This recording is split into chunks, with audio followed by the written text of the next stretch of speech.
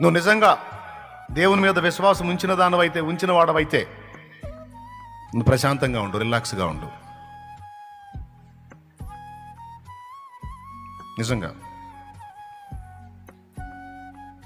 నువ్వు కంగారు పడి, భయపడి, దిగులు పడి, కృంగిపోయి, ఏడ్చి, మొత్తుకొని, ఏది దేవుని ఎరుగుండి కూడా, దేవుని గురించిన సత్యం తెలుసుకోనుండి కూడా, ఆయన మహాజ్ఞానం తెలుసు, సర్వశక్తి గలవాడని తెలుసు, ఆయనకు అసాధ్యమైనది ఏది లేదని తెలుసు, జరిగినవన్నీ కూడా ఆయనకు తెలియకుండా జరగట్లేదని తెలుసు. ఇన్ని తెలిసి కూడా నువ్వు మళ్ళా దేవుణ్ణి సందేహించి, కృంగిపోయి, కుమిలిపోయి, కలత చెంది, దిగులుతో, విచారంతో, వేదనతో ఒకవేళ నువ్వు బ్రతుకుతుంటే నీకు తెలుసా, నువ్వు దేవుణ్ణి అవమానపరుస్తున్నావు, నువ్వు దేవుణ్ణి తృణీకరిస్తున్నావు, అవమానపరుస్తున్నావు.